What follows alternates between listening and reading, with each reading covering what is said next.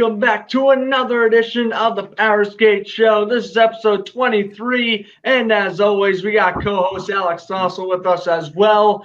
And boy, we have a fun episode tonight. We're going to be talking about a potential trade involving Patrick Hornquist and Mike Matheson. It may happen, it may not. We'll get into that. We'll give you a preview for Game 3 of the Stars and Lightning and all the other hockey news that has happened over the past week, as we always do. Alex, how you doing? Yeah. What's going on, everyone? Welcome to episode 23 of the Powerskateshow podcast. Before we start, we want to say rest in peace to former NHL player Bob Nevin, who passed away, I think, at age like 68, I believe. I think it was 82, but 82. Yeah. Oh, yeah, 82. Played for the New York Rangers, Toronto Maple Leafs, and Kings and Minnesota North Stars. Minnesota North Stars, yes. And the next one we want to say rest in peace, which is even way worse than Colby Caves, Andre Buchtel's, Adam Connery, the others. Dylan Ash died from a car accident. Junior hockey defenseman from the Lethbridge Hurricanes. It's tough to hear someone die at a young age. And I know, man. Prayers go out to those guys. It always sucks, hearing news like that, especially since, 2020 has been everyone's year. And, unfortunately, certain events like this just, makes you just want to move on to 2021, right? Yeah. Yeah. I agree on that one. Yeah. All right. Before we start the whole thing, I ask you guys to please hit the like button. That greatly appreciates lots to us. That's going to make us do more podcast videos. And another announcement on October 6th, 2020 will be episode 25 on Tuesday for the 2020 National Hockey League Draft. Alexis Lafreniere to the Rangers.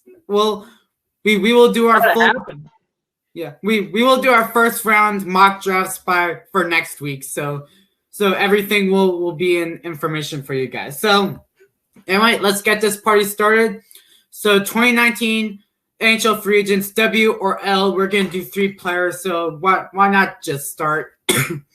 So New York Islanders, Anders Lee, he re-signed with the Islanders 7 years, $7 million per year.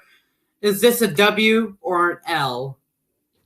The way how Anders Lee played this year, it's a W for now, but the 7 years, I think, is going to come into effect around year 4 or 5 of this deal. So I'd say in about a half decade, it probably will be kind of a bad contract, especially if he keeps on producing the way how he is. But I feel like it could be a meh contract in a few years. But for right now, with the Islanders in win-now mode, and the fact they just went on a very deep playoff run, I'm going to say for right now a W. But in a few years, it could transfer over to an L. Unfortunately for them, what do you think? Yeah, I'm gonna say this is a W because Anders Lee carried the team once again from a playoffs to the qualifying round. They passed Florida. In the first round, they passed Washington. Boo-hoo. They beat Philadelphia in the second round, and they went to this conference final, but they got eliminated to Tampa Bay. Doesn't matter about the contract. They went crazy in the playoffs this year during the pandemic. Why not say W? All right. Next player. This is going to hurt Sabres fans. Jeff Skinner, wherever he is, 7 years, I believe, $9 million per year. W or L? Yep, L. Just, man, Jeff Skinner, decent player, but goodness, did he have a down year this year. And in my opinion, especially statistically, I think this year was the beginning of the end for Jeff Skinner. I hate to say it. I mean, hey, listen, they might put him on a stall. They might put him on the same line with Eric Stahl. They might have that Hurricanes magic like they did like 5 years ago. Of course, Eric Stahl coming over to the Sabres last week. But I don't know. In my opinion, I think Jeff Skinner's cooked. He's a second, third liner at best now, and he's just not the guy Buffalo was really expecting, and especially if it's a 7-year deal, which I believe it is. The fact they got 6 more years to go on that thing is just rough. That's just rough. I'm gonna say 2 things. There's not gonna be a W. It's gonna be an L. No one with a brain, Mr. Jason Botterill. He's not going to score 40 goals again. He is the epitome of inconsistent. Like, this dude, Jeff Skinner, that's what I'm saying, this dude is like this. Good season, bad season. Good season, bad season. It's a roller coaster. Like, let's say if you have he's only going to top 20 goals probably from now on. He's like at best going to get 20. Yeah, like for example, if you're having a girlfriend, you start nice, and then you fly out your face. You were starting nice again, but you apologize, but they said, don't forget it. They broke up. That's Jeff Skinner and Jason Botterill. All right. Anyway. Oh boy, love that, love that analogy. Yeah. All right. Let's make it up to Mr. Matt Zuccarello. $6 million per year, 5 years, W or L. Now, this is a W. I like this move a lot. He's been decent this year, Matt Zuccarello. I don't know. I've liked him a lot coming over from, back in his days with the Rangers. And overall, he still has that speed. And honestly, for a team like Minnesota, they had to sign him because they are right now still just on the bubble of being a playoff team. And you need a guy like Zuccarello to really push you over the edge and, really make that playoff leap in a couple years, which is what I'm expecting Minnesota to do. So overall, definitely a W. Yeah, I'm going to say a W for sure. Minnesota has not have the best forward piece that they used to have under Zach Parise and Mikko Koivu's tenure in Minnesota. Yes, Parise is getting in the decline now. I think they need someone who's in their prime that can produce points and then replace Zach Parise's spot. I'm gonna say this is a W since pretty much Parise contract ends in about 5 years, I guess. Yeah. Then Zuccarello's contract ends in 5 years. So he's basically replacing Parise's role that he was when he was in New Jersey, signed that long-term contract the first 3 years in Minnesota. I think once Zuccarello's getting better from speed, just doing normal stuff, then I would say this is a W. Yeah, definitely. Yeah. All right, it's time to start our topics. Let's recap the NHL awards. Okay. Should we start the Norris Trophy? Ooh. Mr. Roman gets the Norris. It's John Carlson. This dude had 69 games. Nice. 71 points. John Carlson. Johnny for Norris. And is Roman Josi just stealing stuff? Should the Nashville Police Department arrest him for stealing the Norris Trophy to John Carlson? I don't know what to tell you. I thought John Carlson was going to win too. 69 games, 65 points for Roman Josi. 49 assists is pretty good. And overall, he did have a much better playoffs than John Carlson, in my opinion. But, when you're thinking about these awards, you're not really putting the playoffs, really in the conversation. So, I don't know, man. And I'm pretty sure the other runner-up was Victor Hedman, if I'm not mistaken. Yeah, I think Hedman, in my opinion, was more worthy than Josi. I don't know. A lot of people on social media were saying Josi was the right pick. Just in my opinion, it was either Carlson or Hedman. I'd still put Josi in 3 or 4 on that list because overall, statistically, he did have a good year. Don't get me wrong. But I feel especially if you played the whole 82 games, that probably would have been Hedman or Carlson. And, honestly, like I said, I know playoffs doesn't, really count towards these awards. But honestly, the way how Victor Hedman's been playing during the playoffs, I'd be fine with giving it to him, honestly. Definitely over Roman Josi. And then overall, John Carlson, in my opinion, I think even statistically had the best regular season out of all those 3 guys. I'd go with Carlson some most aren't arguing this, but it's interesting. I don't know. I would say, yeah, definitely lean towards Carlson though. So But dude, by OC. yeah. I was standing right there crying. I was sitting right here, and I cried right in the corner, like the Bruins getting eliminated to Tampa. Anyway, let's make it. I wasn't crying during that. I was just extremely furious. Yeah. You know what? Let's make it up. The Vezina Trophy goes to Connor Hellebuyck. Well deserved. Okay. For those who follow the All Sports Talk Show, that's Grant's podcast with Sam and Isaac. I was on the show. I chose Carter Hart, like to win the Vezina. Sorry, I'm getting off topic. The reason why I chose Carter Hart because the Flyers went on an 8-game, I think an 8 or a 9-game win streak, if I'm not mistaken, it's one of them. And he carried the whole team in second place by 1 point in first place.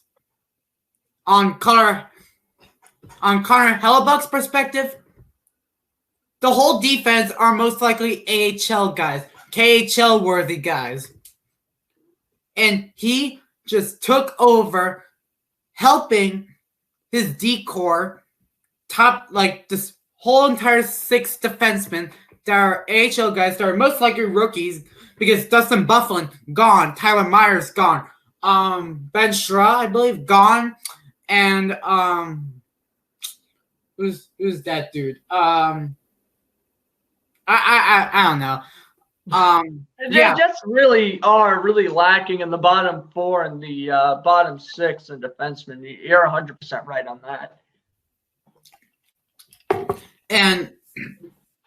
And for those who check out Off the Wall Hockey, which is John's YouTube channel, he went for Connor Hellebuyck because it doesn't matter about stats. It doesn't matter about wins, losses, how good your team is, like Boston, Tuukka Rask took over. It's about how worked hard you're partnering with your defense. Hellebuyck helped support and protect their defense because all of them are AHL guys.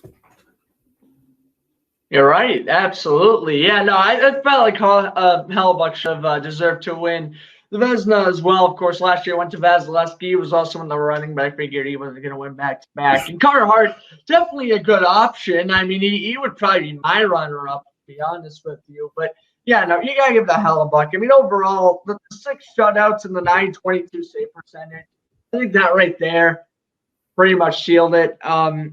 31 wins, made the All-Star game this year. So overall, the guy's been incredible. And like you said, with a pretty lackluster either inexperience or just really pretty old KHL players on defense, did a good job, definitely. And even played pretty well in the playoffs. Honestly, I thought the Jets may have even sold that series if Scheifele and Laine didn't get hurt, but that's a different topic for a different day. But yeah, overall, I do think the 6 shutouts, which has got to be up there for top 3 in the league, I would imagine. And overall, he has just been a truly phenomenal goaltender for the past few years now. And I'm so glad that this year he finally got the recognition he deserved by winning the Vezina. No complaints from me here. Yeah. Frank J. Selke. All right. I heard an echo. Anyway, Frank J. Selke Trophy. GG's in the chat for Sean Couturier. His 3rd nomination, 3 straight years, and he got the Selke.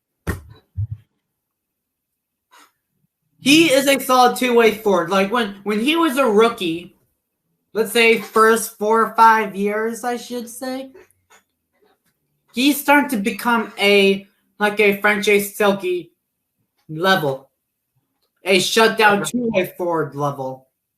Now he gets the recognition of getting the Frank J. Selke Trophy. Well deserved to the voters, boys. Absolutely. I mean, I can honestly see Couturier really becoming breaking out as the next Bergeron, honestly, because the way how, he's just so skilled offensively, he can just work he can really make plays happen on the defensive end of the ice as well. It's just truly impressive. I really like Sean Couturier. Congrats on him. definitely well deserved there as well.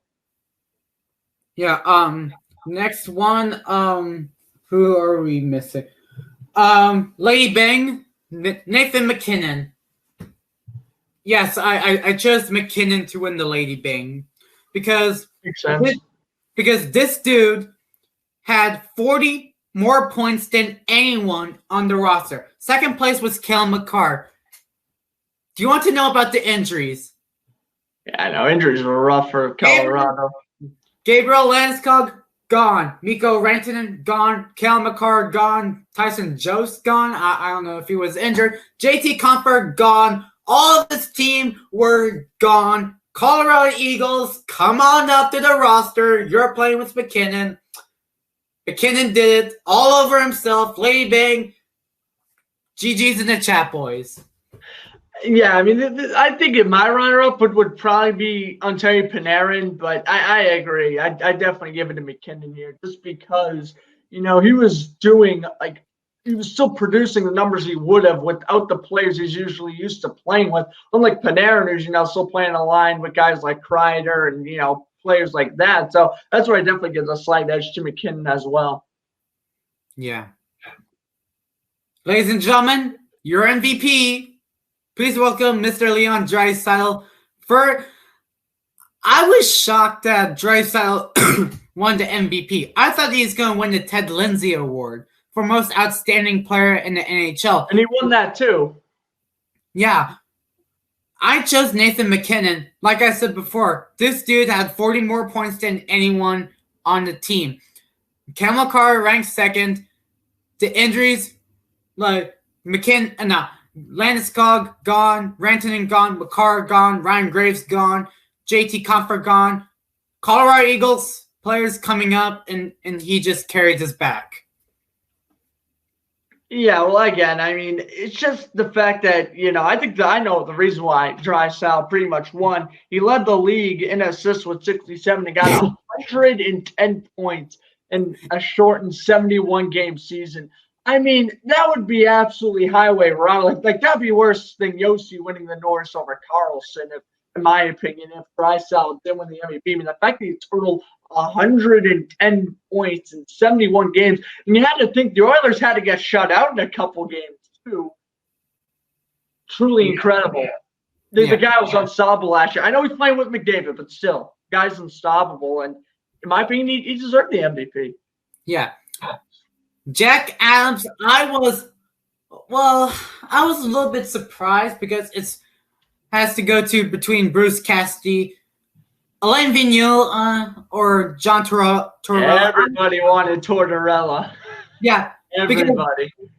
John Tortorella, this dude came to this season with no Panarin, no Bobrovsky, no Dzingel, no Matt Duchene, no one.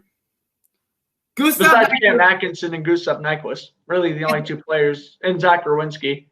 Yeah. Pretty much the only three decent players on the Blue Jackets. Oh, and Seth Jones. I don't know. Blue Jackets got a young team. Never mind. Forget what I was saying. And Zach Rowinski scored 20 goals this year. Yeah, true. And the injuries. Atkinson missed significant time. Oliver Bjorkstrand missed significant time. Jonas Korpisalo missed significant time. And Merzlikins went flying. And Matisse Kivlekins just did the same thing as Korpisalo Merzlikins did this season. One thing, man, Elvis Merzlikins, he was incredible. Kid's got a bright future for sure. Yeah, and the good thing, this dude, Elvis Merzlikins, went to the first all-rookie team. Awesome. Okay, and the Calder Memorial Trophy, we're going to save the best for last, which obviously that's a no-brainer. Cale Makar from the Colorado Avalanche. Hey, Mom, can I buy a Cale Makar jersey? Yes. Okay, thank you. Yep, Cale Makar won the Calder Memorial Trophy. Makar over Hughes. I was trying to find a whiteboard. That what Luca wrote. Makar over Hughes from the TSN bar down. Yeah. Yeah. I mean, it's true. He did have a better year statistically and overall. felt like he deserved it more. So you definitely ain't wrong there. Yeah, no, Cale Makar is amazing. I think he just brings so much excitement, especially seeing a defenseman, work in the offensive zone as good as he does. He's got to be a bright future. So is Quinn Hughes. I wouldn't be discouraged if I was Quinn Hughes because I think ultimately, never many people say this, and I kind of believe it, saying, Quinn Hughes, he might have a better career like 5 years down the road. It's just Makar's getting like the better rookie here, which is certainly an interesting topic. I don't know. All he knows that Vancouver and Colorado, they're going to be in playoff contention for at least another 3 or 4 years. So what do you think can happen there? Yeah. All right. So the next that you didn't put on the list, the Ottawa Senators have unveiled their new logos. They're going to unveil their uniforms on draft day. So the logo, what it looks like is the Daniel Alfredson, Danny Heatley, Jason Spezza era. I think they're gonna go crazy with that jersey for sure. Yeah, no, dude, I think the jersey's gonna look pretty good. I know. I love it. It's like, they unveiled their new jersey, but I'm like, this is a jersey they used in the '90s, and then like Daniel Alfredson, like Ray Emery era. I mean, these are like no jersey. They just switched over their logo pretty much at like around like 2009, I want to say, is when they switched over to like the night looking character, and it looks decent. I like the current Senators logo, but I really would prefer the older one, and I think it's awesome that they're going back to their OG logo, and they're I don't know, maybe trying to bring the fans back a little bit. I mean, not to throw Eugene Melnick in here, but he's the worst owner in hockey. But you gotta make the fans go to the game somehow, I guess. Yeah. I think the Pagulas are the worst than Melnick. The thing is, Pagulas care. The Pagulas care. They aren't doing anything good with the Sabres, but at least they care about the fans. Yeah. Eugene Melnick, not to throw football in the mix, but he's literally Dan Snyder. So, that goes to show you. Yeah. Next topic, we can pull up the Vegas Golden Knights are planning to have alternate jerseys. I am so interested to see this. I think everyone is so desperate to see the Vegas Golden Knights have an alternate jersey. And they said that they're thinking to have a gold, so.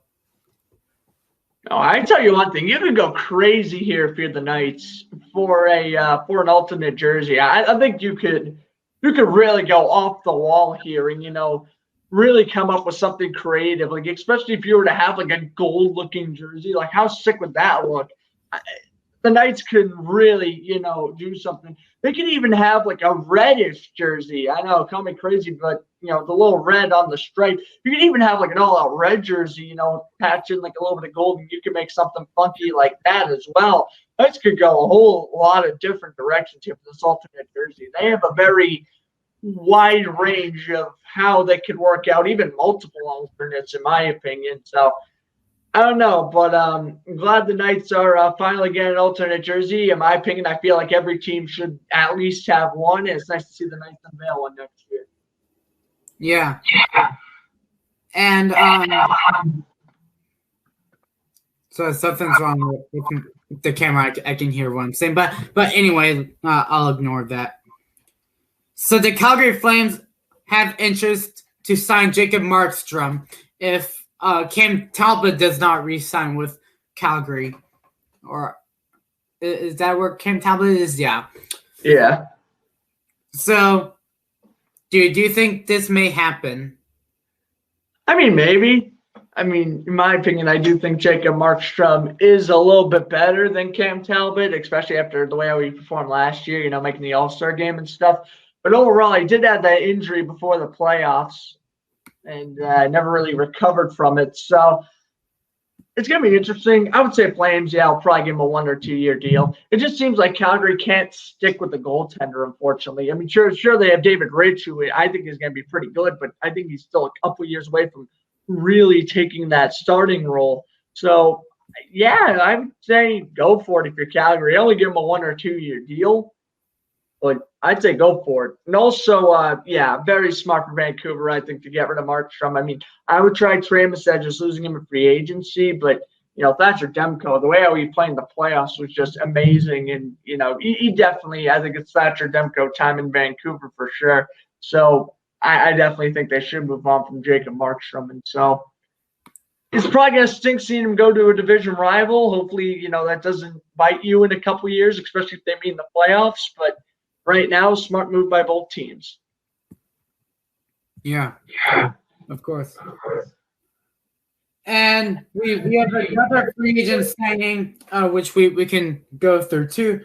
So the Penguins re-signed Jared McCann to a 2-year deal with $5.88 million per year. And the Montreal Canadiens re-signed Joel to a 4-year deal with $14 million, not per year, and all. So I think that's like I can't read math. But anyway, what were your thoughts about the contracts for McCann and Edmondson? Jared McCann, good contract. Very good third liner. Could even produce well in the second line.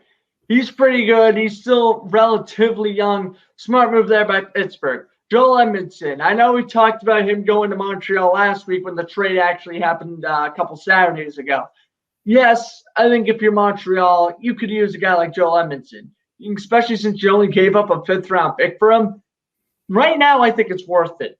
But the fact you give not even a top 4 defenseman on some teams, $14 million for the next 4 years, it is an overpayment.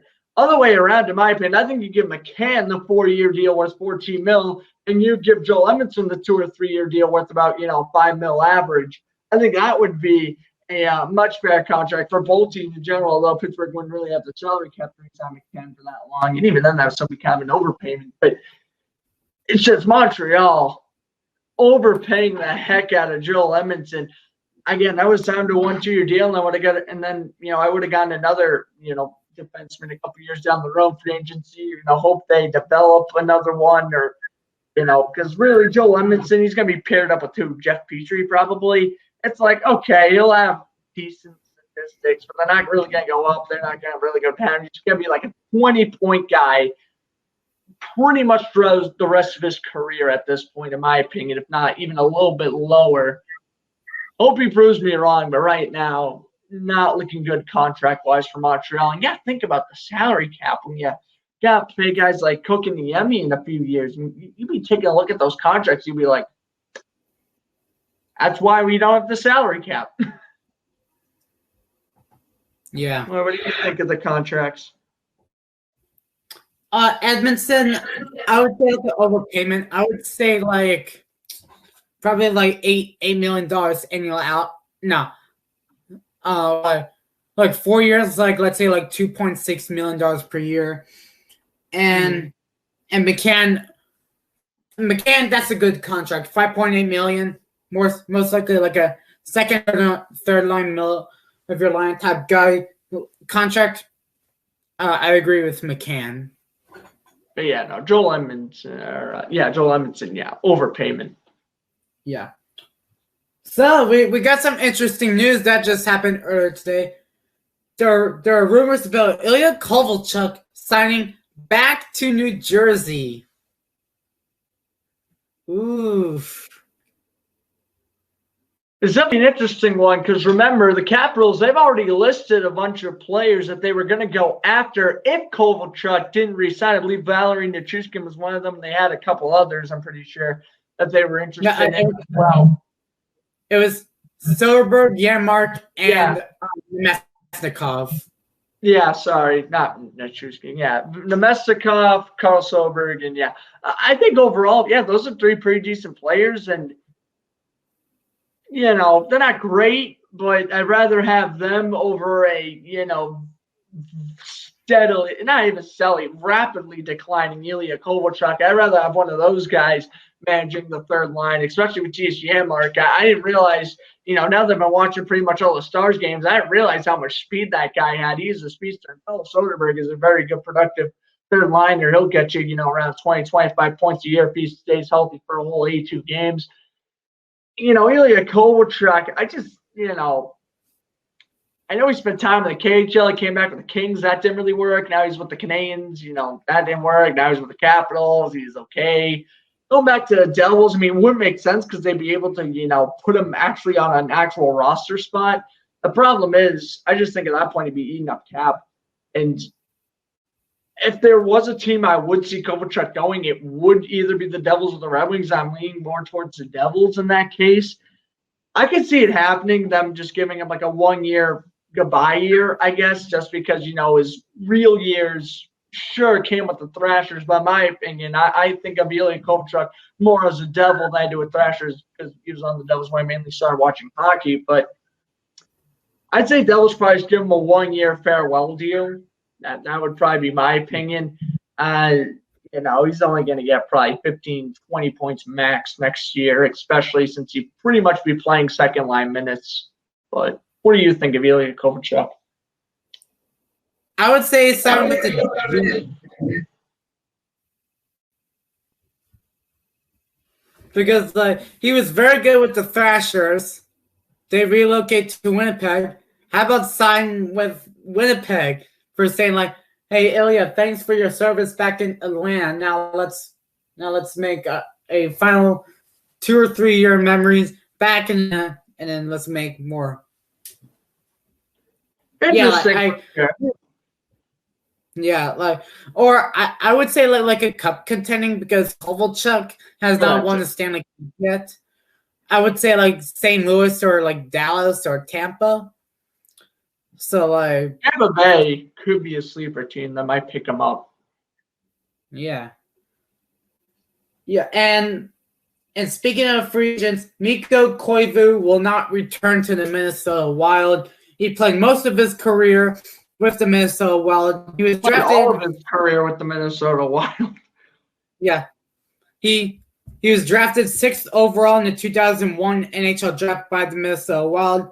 He had 1,028 games, 205 goals, 504 assists for 709 points, and a plus 70 rating.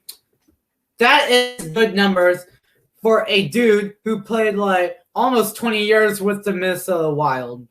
Yeah, I know. It's you really wonder, what if Mikko Koivu wasn't on the Wild for all these years? What if he was with a team like the Blackhawks or the Bruins or the Capitals for that long? He has, other guys outside Zach Parise and Jason Pominville for 2 years, Marion Gaborik for 2 years to actually play with. We could be talking about Mikko Koivu potentially being a Hall of Famer. Potentially. If he played on the right team. He might make it in just because eventually we're going to have to put a Minnesota Wild in the Hall of Fame. And let's be real, it's not going to be Parise or Suter. They're going to lean towards Mikko Koivu as I feel like they should. But I don't know, man. And honestly, I think Mikko Koivu's going to retire. Unless he pulls a Corey Perry and, wants to sign a 1 year deal elsewhere. I think Mikko Koivu's retiring. Yeah, or I would say for him to go to Pittsburgh because you have Patrick Marleau. They love their former Wild. The Penguins love to get their former Wild. Yeah, because they need veteran players to get a Stanley Cup. Will Mikko Koivu do like Ray Bork style and with Patrick Marleau? Have Joe Thornton go to the Penguins. So now you have Thornton, Marleau, and Koivu. Or Perry if he's going to Pittsburgh. Then guess what? Perry's already won a cup, so. Yeah. Then guess what? 2021 Stanley Cup champions Pittsburgh Penguins. Yeah, but then you'd have a really snail-like fourth line. You could do that. You could try to win all those guys a ring, but if Crosby gets hurt again, and if Tristan Jerry is a 1 year wonder, you are in some deep trouble, and you will have a very slow fourth line. Yeah. That would be rough. But yes, that would be pretty cool if that would happen. Yeah.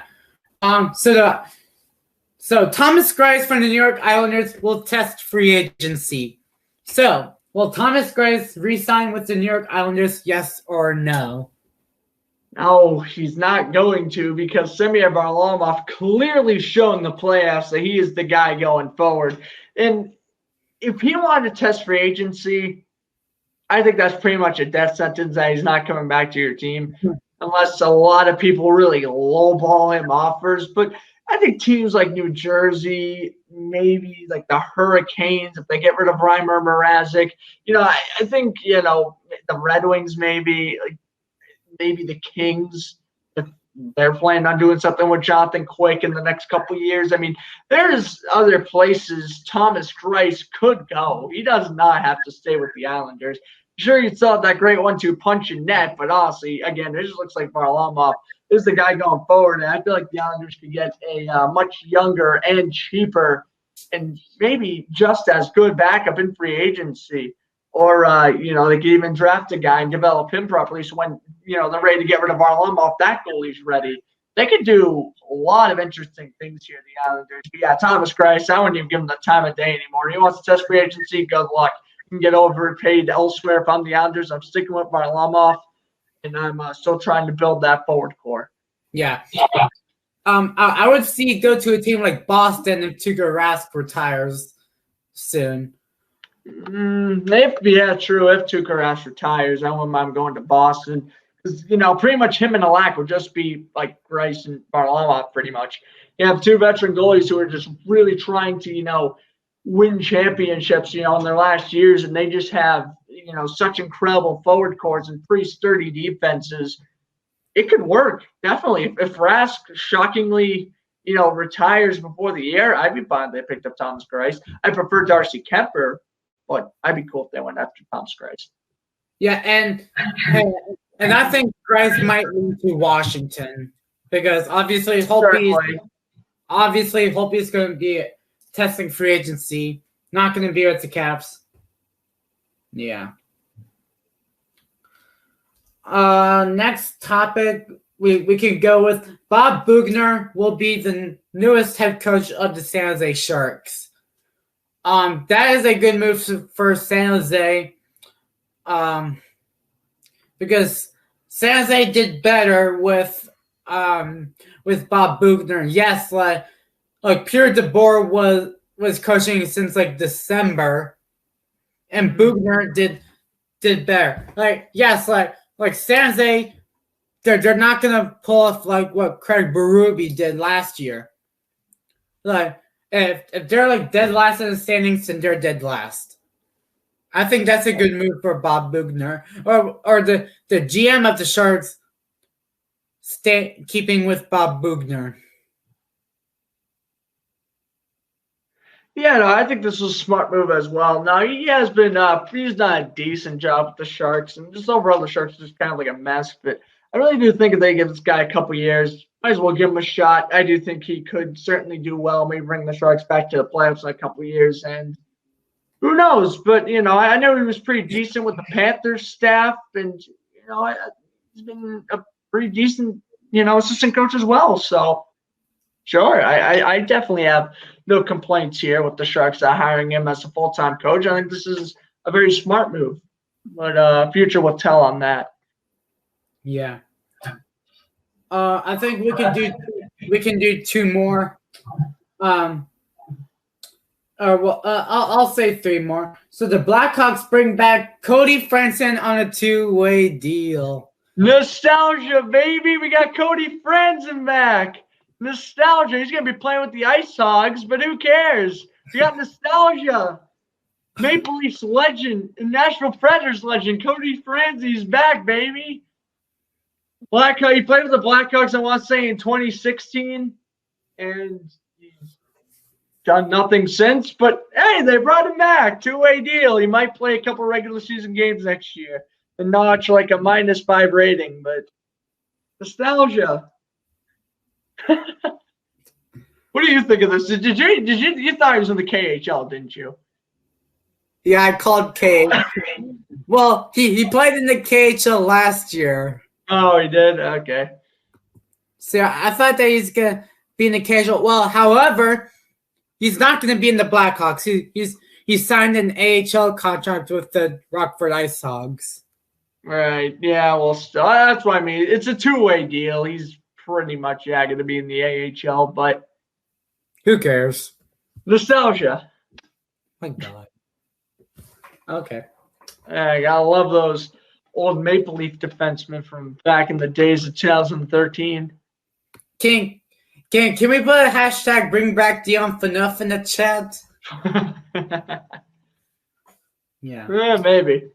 Yeah. All right. So the preview between the Dallas Stars and the Tampa Bay Lightning. For me, I think that Tampa Bay will win the Stanley Cup because they're doing normal stuff without Steven Stamkos. Because Stamkos never played a playoff game because he was like unfit to play. And he's been injured. Yeah, for like the exhibition game, round robin, round 1, round 3 in the Stanley Cup final. If Tampa Bay wins it, I think Steven Stamkos. I'm gonna say this is a joke. Might call it a career. Very. Yeah, you better be because you know he ain't retiring. But boy, I'll tell you one thing. A hockey guard just giving Stamkos a slap in the face. He didn't play a single game in the cup, and the Lightning won the cup. He didn't play a single game. The hockey guard's like, all right, Stamkos, you'll probably make the Hall of Fame, but that's about it. The Lightning will win the cup in 2020. You just ain't gonna do literally squat outside, recovering and being on injury reserve. Have fun with that. Pretty much. Yeah. Because but that just proves how good Tampa Bay is, just how depth their entire lineup is, and just even their defensemen. Like I'm pretty sure Lightning lead all NHL teams and defensemen going in the playoffs, as they certainly should. I mean, Victor Hedman, Ryan McDonough, Kevin Shattenkirk, they're all having coming out parties, and it's just really nice to finally see Lightning take that extra step, and they're 3 wins away from the cup. They're so close. They have a shot here. Yeah. But I also predicted Tampa Bay winning in 7. But as for tonight, I also see Lightning winning tonight. As I don't know, it's gonna be interesting. To me, when I take a look at the Stars, of course, decent defense is pretty good. You are living and dying by Antoine Khudobin. Like, if he played like he did in Game 1, making 35 stops and 36 saves, stopping 23 in the third period alone, you're good. But if you have Khudobin Monday, where he was allowing 3 goals in the first period and couldn't come back, pretty much game over. For the Stars, it all depends on how Antoine Khudobin plays. And for the Lightning, you don't have to worry about how good Vasilevsky plays. Because the forward and defensive core, they can both step up and score goals late. That's, I think, the main factor here, and that's why I got Tampa Bay winning in 7. Yeah.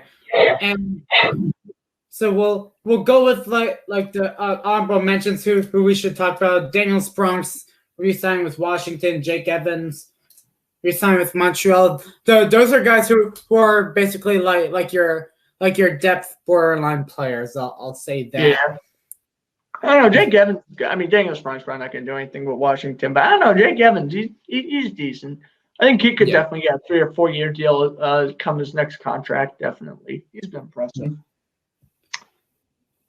So, okay, all right. Anyway, let's see. Last topic, we'll go with who should win the Conn Smythe Trophy. For me, I would go with Miro Heiskanen for Conn Smythe or Anton Khudobin because Khudobin, I think what he said in the locker room. We're not going home when they went to the Stanley Cup final. I think that Khudobin, hold on. I find it interesting that you have two stars as the Conn Smythe, but you have the Lightning winning the series. I think that's very intriguing. Yeah, and for Tampa Bay, I would say between Braden Point or Victor Hedman.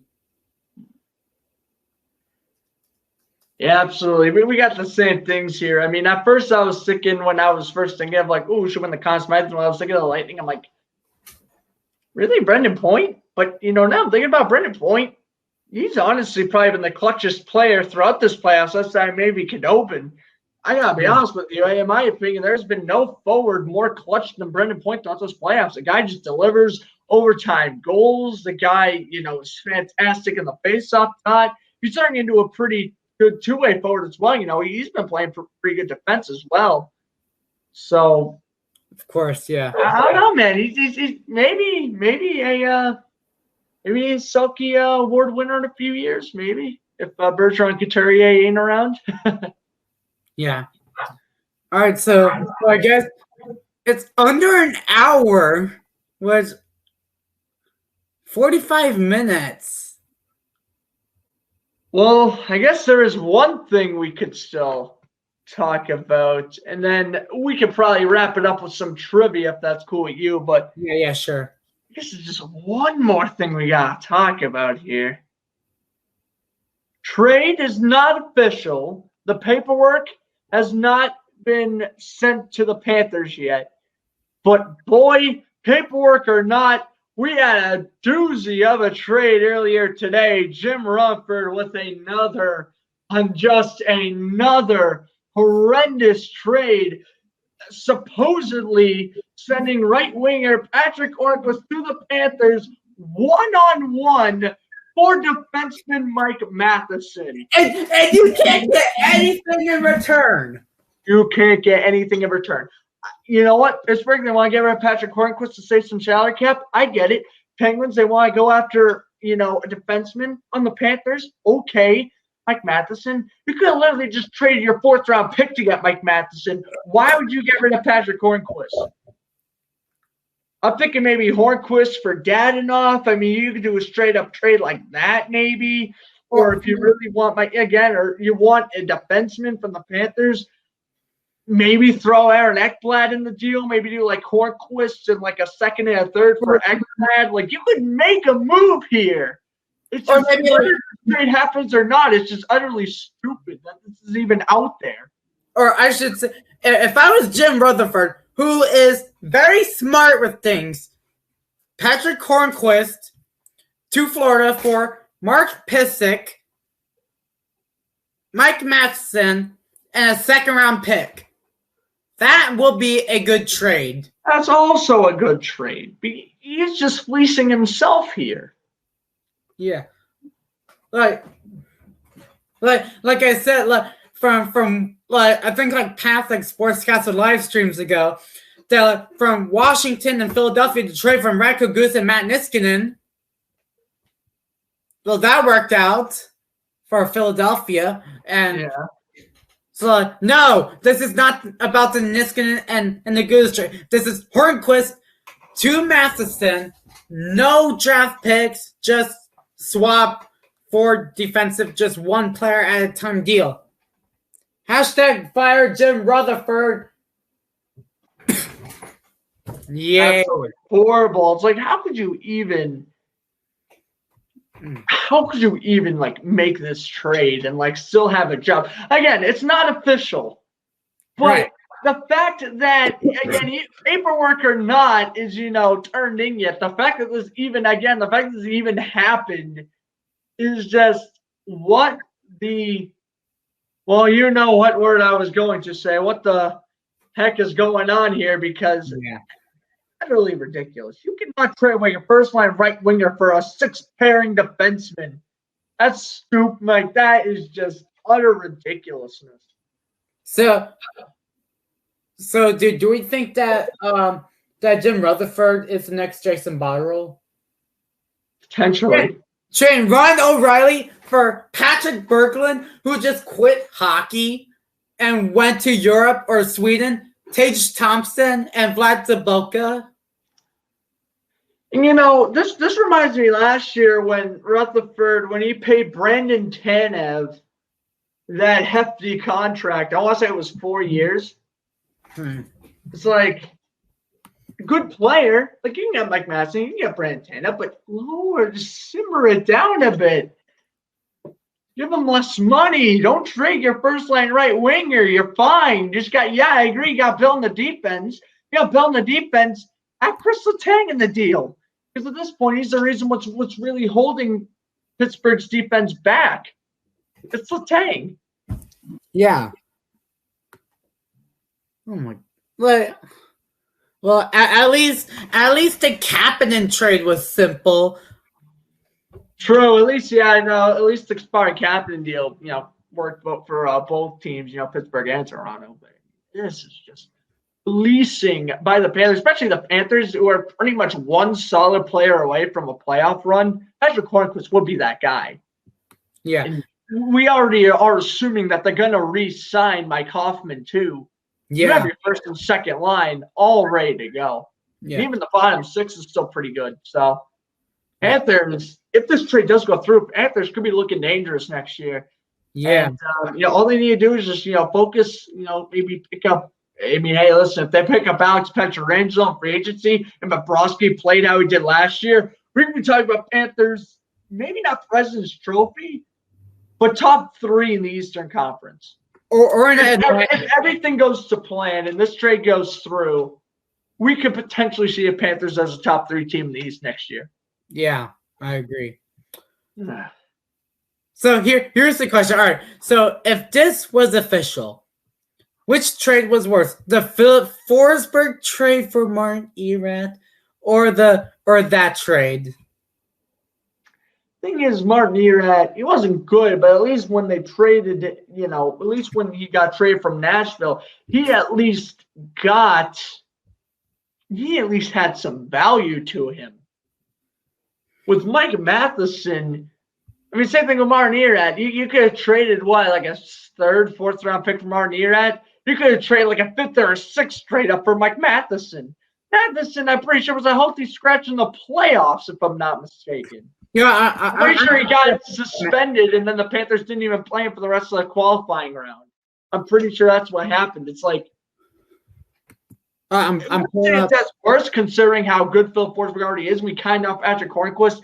He's not going to get much better if start progressively getting a little bit worse. So overall, I would say the Forsberg and Erat trade would overall be worse just because of how good Phil Forsberg actually has became. We know Hornqvist is going to kind of simmer down a bit statistically. But still, overall, both moves are stupid. Yeah, Mike Matheson played 2 games in the qualifying round. And I know he got ejected or fined, one of the two. I think, yeah. I don't know. Well, his stat-wise in the regular season, this year he had 59 games, 8 goals, 12 assists, 20 points, and a -1 rating. Career 300 games, 1 game away from 300 games, but 299 games, 33 goals, 58 assists for 91 points, and a -30 rating. So if this trade was to go through, the Penguins at least trade away Patrick Hornqvist for the younger and cheaper version of Joel Edmondson, is what you're telling me. Pretty much. Yikes. I mean, even Joel Edmondson would be a better trade than this. Good Lord. Yeah. Well, hopefully this happens. All right. No, hopefully this actually does happen. That'd be something if it actually did. If this trade was official, Florida automatically wins the trade. GG's in the chat for Florida. Oh, absolutely. Florida wins the trade. No doubt. No doubt. Patrick Hornqvist could literally get hurt during training camp and they'd still win this trade. Yeah. All right. Let's do some trivia. All right. I pulled up some trivia until, Yeah. All right. So this question does not count, but I'm just going to say this. Which NFL player wants to play hockey? This happened last year. My good old I do not like him. The man who I want to burn his jersey, who is now making $103 million despite being arguably not even the best corner on his team, Jalen Ramsey. Just kidding, it's Ramsey. Everyone calls him Ramsey, though, in Jaguars Nation because he acted like a lamb. He was so weak coming out of Jacksonville, faking an injury. Not a football show, hockey show. But no, you will never become an AHL goaltender. Fun fact, Ramsey. Yeah, true. Take 103 mil and keep on getting burnt by star receivers. Yeah, true. All right. Okay. Here. Jalen Ramsey trash talking to me. I don't know. I always not a fan of him. All right. Here's here's the most serious question. Let's see. I'm looking at my. All right. So for the Washington Capitals, so for the logo they have the 3 stars. What does the 3-star represent?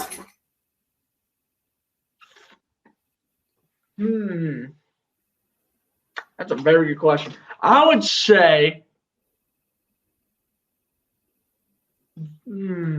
I will say because I don't know, probably something to do with the Civil War, maybe. I don't know. No, it's the DC, Maryland, and Virginia. That makes sense. Yeah. Yeah, because the flag, it has DC, Maryland, or Virginia for the 3 stars. Since DC's like in the middle, you have the Virginia on the other side and Maryland on the other side. You know. All right. Well, I'll get into my trivia question in just a sec. Breaking news. For the first time since February 25th, Steven Stamkos is active. He is playing Game 3. GG's in the chat. Oh, Dallas is in deep trouble now. Yeah. Uh-oh. We're posting it. Everyone check out on social media. We'll get into it. If you guys are watching our podcast, you guys know the drill. All right. Here's Stamkos, man. He's in the lineup tonight. Oh, boy. Anyway, I got 2 trivia questions here, and then I'm pretty sure I'll take and do one more, and then we'll wrap up the show because we got to get ready to watch Game 3. And, just thinking about it, next week we might have our champion. We might be doing a recap of all the finals, and we're talking about the draft, and by the time draft day begins, we can start season 2. Yeah. So the series is going to be fun. All right, that's going to wrap up for the next few weeks. Yeah. But let's just do one more trivia question before we start watching the finals. All right. We'll do one more trivia. We'll do one last trivia question here. Who was the first New Jersey Devils captain, 1982 and 1983? We are not counting the Kansas City or Colorado team. Who was the first actual New Jersey Devils captain? Think you know off the top of your head or no? I'm going to go with Ken Danico. No. The options were Rick Meager, Don Lever, and Rob Palmer. Oh, that's amazing. All right. Yeah, I wouldn't even know. All right, top, middle, bottom. Take your guess. I thought that those were the answers. Nah, like the actual captain. I don't know. Those guys might be the assistant. I didn't research that. Right. Well, I'll just say the middle one now. All right, Don Lever's correct. Good job. There you go. All right. There you go, Devils fans. I know we never really talk about your team that much. So I figured why not throw you in a trivia question. Well, we have the time, but we gotta get ready for Game 3. Yeah, hope you guys enjoyed episode 23 of the Powerskateshow. Show. We're gonna send over to Alex to do the outro. Yeah. All right. If you guys like this, please hit the like button. That man greatly appreciates a lot to us. That's gonna make us do more podcast videos. Check us out on our social media: TikTok, Twitter, Instagram. You guys know the drill. Powerskateshow. I don't need to say this over and over again, but as long as in case we have any new viewers. Yeah, as long as you guys understand, thank you. Check out Grant on Instagram, Twitter. Plus the Sports Zone for daily sports news. And I think I'm dreaming. about Blake Bortles signing with the Denver Broncos. Hockey. But yeah, Blake Bortles signed with the Broncos. That was awesome. Yes. But hockey topics. Oh, yeah.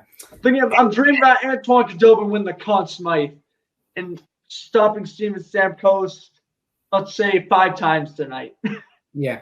All right, we gotta get going. Tell all your friends. Let's watch some Game 3 tonight. What do you say? Yes, sir. Go Stars, right? Go Lightning. Let's get redemption. Oh, I don't know. Good. I guess it's good to know who we're rooting for, but that's besides the point. Everyone, I'm Grant Flo from Fluster Sports.